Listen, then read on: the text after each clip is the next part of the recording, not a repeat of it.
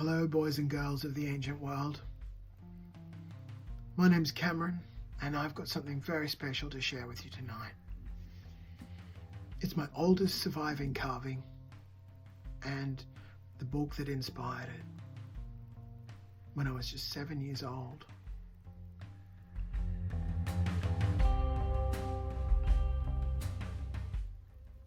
We're going to look through some of the pages of this book, and hopefully it'll spark something in you to create something that maybe you've been putting off for a while. Sometimes it's getting started is the hardest thing, or for some of you, dusting off those old tools again and getting going when life pushes it down in you, when life takes over and you can't find that time to do it. You just have to make the time. You have to find that nugget of time to make it happen. So this book I'm going to share with you, it's modelling and sculpture. This was given to me at school at the end of the year when the school broke up for Christmas break. All the kids were given books. Some people that year, I remember, they got Mickey Mouse Club or Babysitters Club, whatever. There was just so many, boring books given out. And I was given this one. And it was above and beyond my capabilities of the time. I looked at it and I went, how the hell can I make anything in this book? It was meant for a teenager, in high school and beyond, actually. I'd say early tertiary level for some of it. It's incredible. And I was shocked. I mean, what am I going to do with it? It was printed in England, and a lot of the materials in there we certainly didn't have over here in the bush, in the outback, in the rural areas anyway, where I grew up. So I had to make do with what was on the property, on the farm. And there were a couple of 100 acres to explore, and I found, of course, clay to start things off, and sandstone. And that's what the first sculpture I'll be showing you tonight was made from. It was actually from my grandparents' land.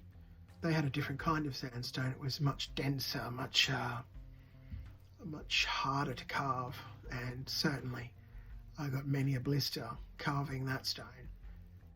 It was what I call the crucible, where I was forged in the cliff sides and little valleys, just with wood carving tools, because that's all there was. There was nothing else. And pounding stones as well. And being able to turn stone into something at least partially recognizable was really something. And to know that it could go on beyond this life was an amazing motivation, that it could stand out in the rain for years and years and not change, or maybe grab a little bit of mold or a bit of a lichen here and there. That's always a nice patina anyway. So I want to give you a tour of this book, and I guess it's a reaction video, because I haven't looked at this book for years, absolutely years, and I found it the other night when I was filming the uncovering of the box video. No, what was it called? The What's in the Box video, yes, with that silly song that's already at number 2 on the iTunes charts. Can't believe it. Thank you for all of the supporters of that song, and the remix, the follow-up remix, What's in the Rock. It's climbing up the charts with a bullet, and I thank you from the bottom of my candy heart. So let's have a look at modelling and sculpture in some degree of detail and see what pops, because you just need a spark, and this book was the spark for me. And also the other book, The World's Last Mysteries, came into my life at the same time. So these two books slammed together with the ancient masterpieces of the world and the toolbook to make it. And I just put the two together in my mind, and boom, I started making my own little kingdom, bringing these things into my life that I just desperately wanted to see. If you can't have it there, you have to make it. You have to make your own reality happen for you. Forge your surroundings. Fight for your right to party, as the Beastie Boys say. Yeah. Modelling and sculpture. Yeah. Have a good look at that.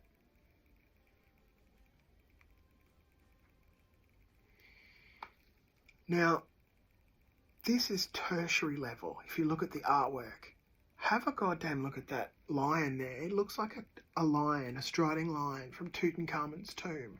And it's great. Have a look. Those kids on there didn't do that. What a bunch of phonies. For a 7-year-old to do that, you've got to be kidding. I was a little deflated, but it made me strive because it was so far beyond what I was capable of doing. And that's the magic of pushing yourself. You know, this was an example of beyond my capabilities. It wasn't thrown away, this book. This was looked at and studied, and I read every page over and over. It's time to hit the subscribe button and the notification bell if you would like to see some more videos of this kind of content and other taught. Thank you. So, gosh, this is going to be so good to go through this book. I can't wait. It's going to be great. We'll get on with it. Another look at this. Look at that badger. Is it a badger? What 7-year-old kid can make that? Please. And note the flares so you get the error there. Let's deal with this book now. Hello boys and girls, and welcome to Hamlin Hobby Horse's Modelling and Sculpture book. Don't those kids look happy in what they have done? Absolutely thrilled they are with themselves. Yes, I made this, she's saying. What a load of rubbish! Oh yes, I really believe that. And here's this badger that I prepared earlier. Oh, it made me feel so inadequate looking at this. I just thought, how will I ever be able to do anything that good? Even this, I thought that was marvellous. I don't know what that is. Looks like anyway, a bleeding rock. Here we go. Here's some lovely stipple drawings.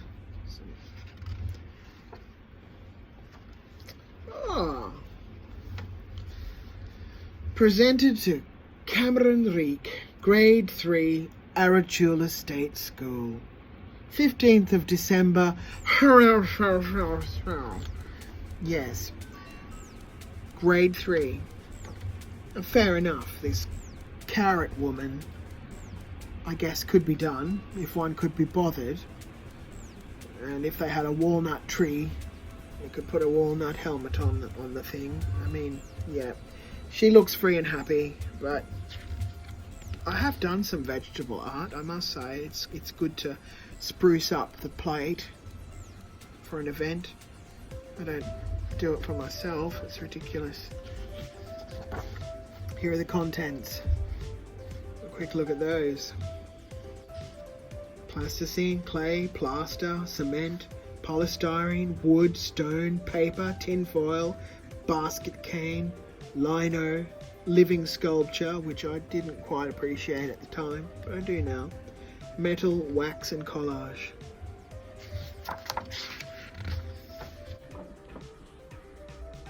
Introduction. When we say we are modelling with a material, it usually means that the material is soft enough to squeeze or pinch into shapes. If we break or tear pieces apart, we can put them together again, and they will stay in place without glue. Plasticine, clay, and putty are good examples of this. Plaster and cement can be modelled with a trowel, but they are a little more difficult to control. Peter Harvey can. It goes on. And here's the sketch of the amazing sculpture that was on the front of that book, this book. And my first glimpse of a gouge tool. Plasticine. Oh, one of the most malleable of all. And in every kid's toolbox back in the day. We didn't have much of it, but what we did have was certainly used over and over again. Great practice material. And it's used in the film industry a lot as well. I've made some things out of plasticine for the movies. And here we have some more plasticine work. I was always quite shocked by this one. I thought, wow, she's really busting out of there. She looked like my Auntie Terry. Didn't like her. Anyway, clay. My absolute muse of my youth. Because we had so much of it on the farm. A great thing to learn with.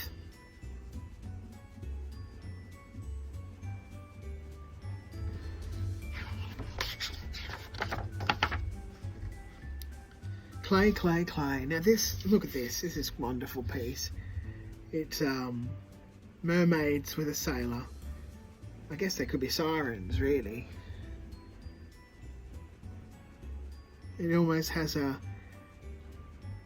Cretan feel to it. From the island of Crete, the imagery from there, or Thera. But in a modern context with the sailor man. Yeah, I've always liked that piece. I mean, that looks like a penis riding a horse. Couldn't believe that. It's unbelievable.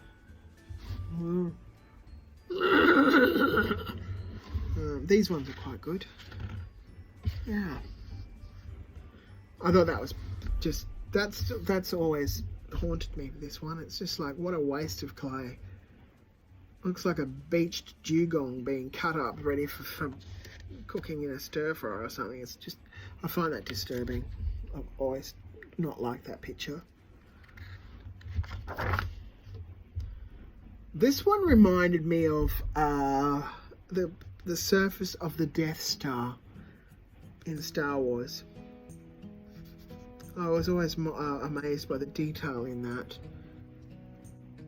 Yeah, I think that kid's got nits. Yeah, definitely. Should have got that scene too. See? Nits. Dreadful. I like this. This is plaster casting. Pressing images in clay and casting plaster into it. Making these strange images with a matrix.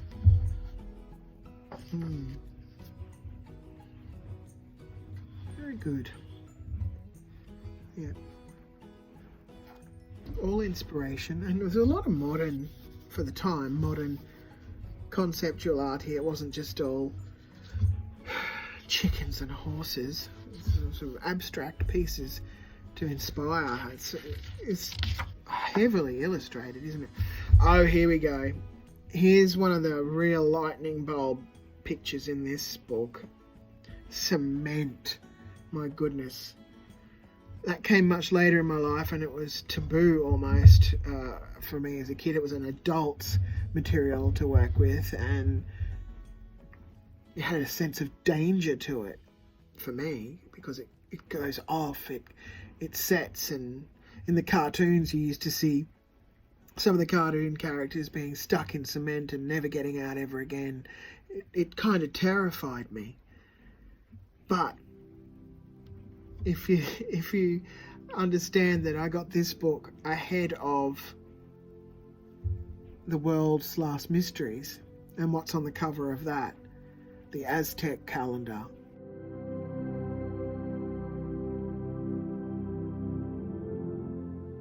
It just reminded me of that. I mean, look at it. It's like a Phoenician tablet. What's it remind me of? It reminds me of the Phaistos stone. Do you know that one? The Phaistos stone.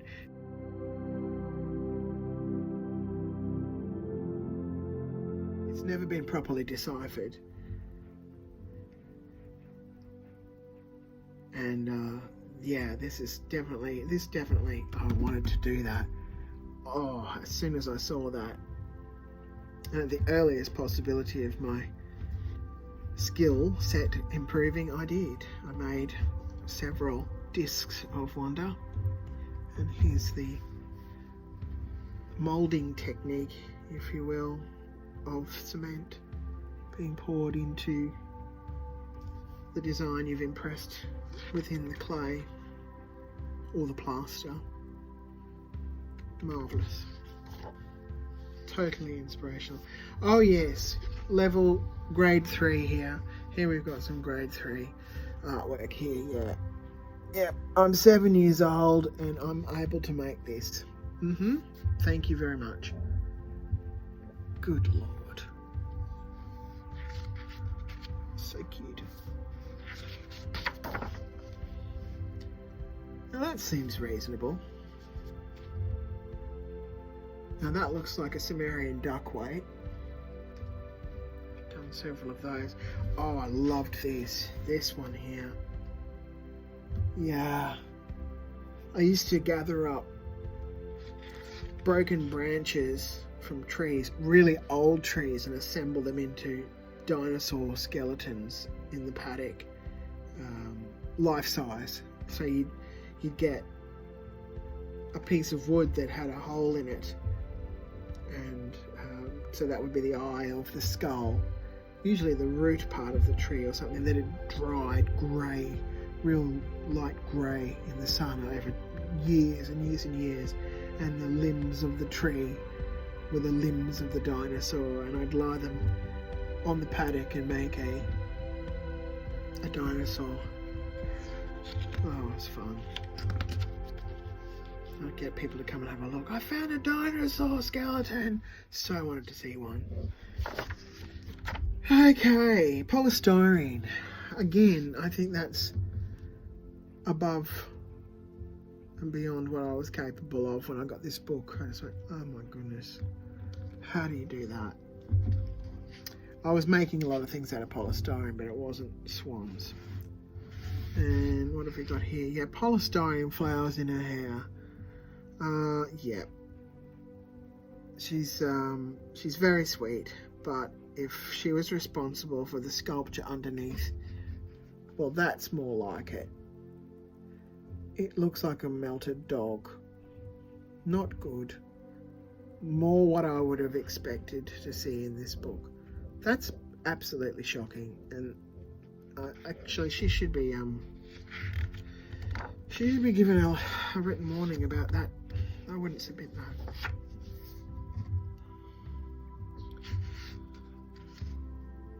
This thing here with looks like a clothes wire thing. Not quite sure about that. Looks like an antenna gone wrong from the 1950s. Probably. Actually, I don't know. I know what that is. That's used for piping. I didn't know that at the time. We've got those. Yes. Wow, there you are. I'll be making one of them tomorrow. It looks like a mobile of some description. This looks pretty cool. Oh, here we go. Oh yeah.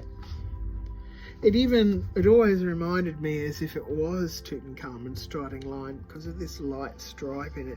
I thought it was like in a glass cabinet, but it's not. I thought that was like the shine of the glass cabinet. I mean, it's in a museum.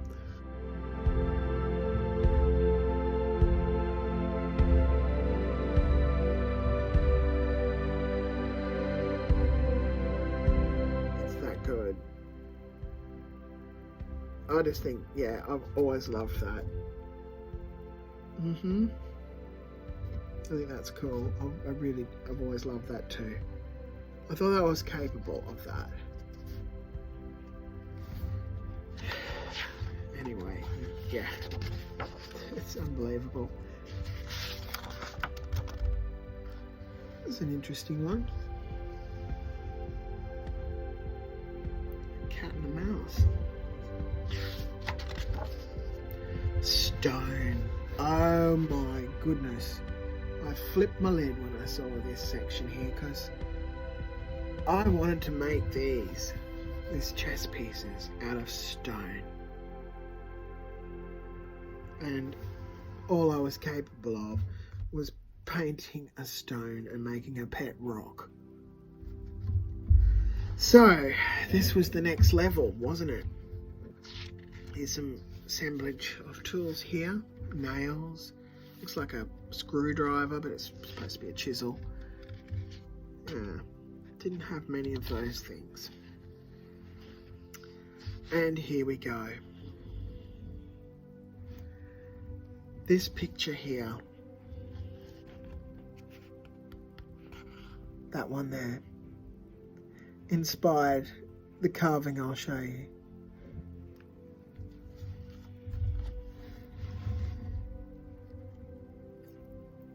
In fact, I'll show you now. And now, ladies and gentlemen, it's time to present his oldest surviving carving in white condensed sandstone. Marvelous. Hello. Oh, it is something else in there. It is absolutely grotesque, but beautiful. It's kind of got an Easter Island vibe going on with the long face. And if you look just at the top here, a cobra. It's a cobra. Like the Nem's headdress, how it has the top. The Nemi's headdress has the cobra at the top. So technically this is my oldest surviving sort of Egyptian carving. Right here. There's a couple of nostrils there. An attempt at a tongue in the inner mouth. It's like he's screaming. Yeah! It's bizarre, isn't it? Happy times. Oh my goodness. You gotta start somewhere, don't you? You really do.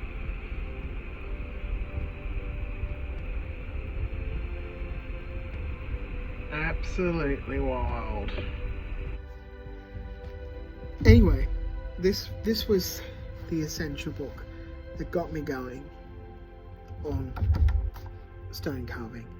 So here you have all the different tools, the basics.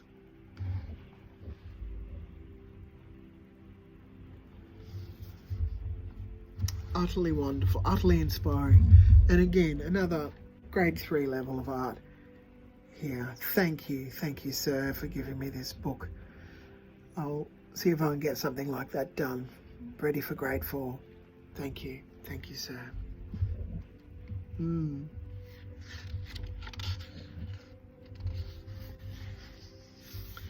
Paper. Well, this is... Yeah, okay. It's actually... That's a disgrace. And someone should really just let the kid know when to stop, because seriously, that looks like a bomb's gone off. Sorry, it really does. It definitely looks like it's been in recent combat.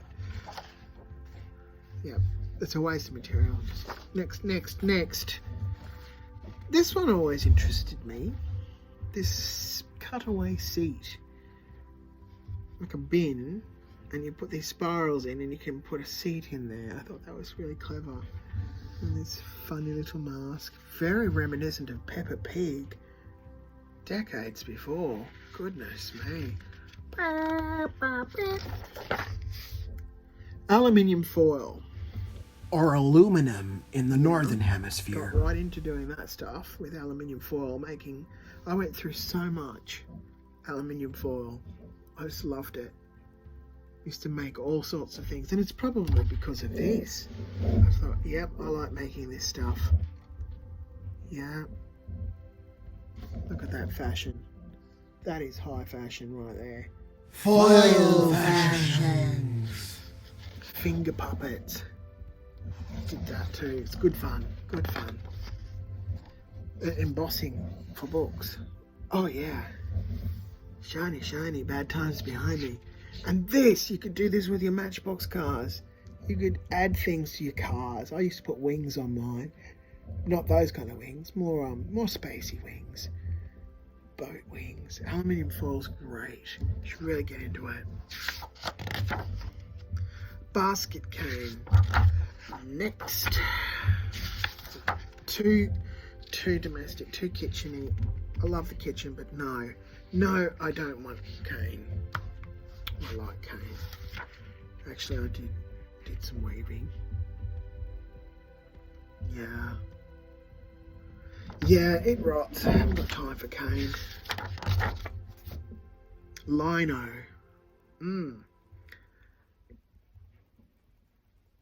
Didn't do that with it. I only ever used lino for printmaking, but again, high fashion stags here.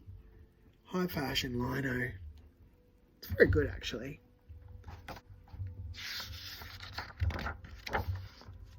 Living sculpture.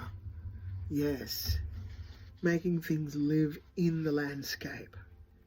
As a sculpture, I love this. I didn't fully understand it at the time, but I do now. And I would love to do some earthworks and have them alive with plants indicating different actual parts of the design. Striking. Yes, it looks like many a cubby house we made when we were younger. Taking it to another level with natural ingredients, bits of logs. Note those goddamn boots. Looks like Velma from Scooby-Doo. Sand sculpture. Oh my god. I've done so much sand sculpture on the beach. You need the whole thing here. Shells, seaweed for hair, all of that. Sandcastles are a whole chapter for me, but because the sand's really good up this end of the country. Further north you go, the finer it gets, and where it is down the Gold Coast is perfect. Metal. Okay. It's quite inventive for a cheese grater, I think, with some spatula flippers. Wow. Something. Give somebody a birthday present idea. I'm sure they'd be thrilled with that one. Yep, and a beer can mobile man. Oh, actually, I don't even think I ever paid attention to that one. Look at that. That's just bloody shocking. Goodness me, that's Juliette Lewis. Surely, didn't she go into being in Natural Born Killers? Yeah, with Woody Harrelson. Yeah, obviously in training there. I mean, yeah, okay. It's a giraffe metal with bulldog clips. Next, wax. Yep, love making candles. Candles are great. But I'm wary of them now because I have a lot of wood in my house. So just very special occasions only. One can never be too careful with a candle. But I do love it.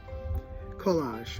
Collage of items together to make a sculptural form. Yeah, it's pretty clever, I suppose. Collage for me was more about paper and putting images together on a page and building it up with texture and gradations of patterns. Putting people's heads on different animals and just metamorphosizing the given image and transforming it. I'm so happy. I'm a voodoo doll and I have been pierced in so many places. This one haunted me. This is like the Sumerian statues. Early dynastic Sumerian statues. Very, very scary. Those early figures, which also are shown in that World's Last Mystery book. I put the two and two together and used to put marbles in some of my sculptures' eyes. I mean, look at it. Spooky. Really quite brings it alive, don't you think?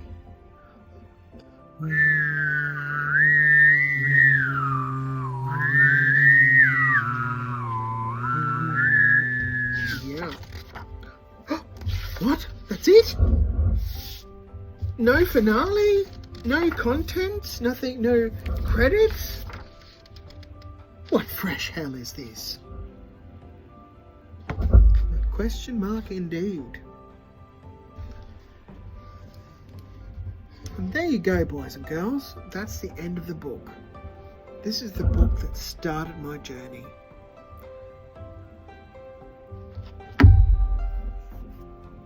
And maybe, just maybe, it'll start yours. Oh yes, I made this. What a load of codswallop.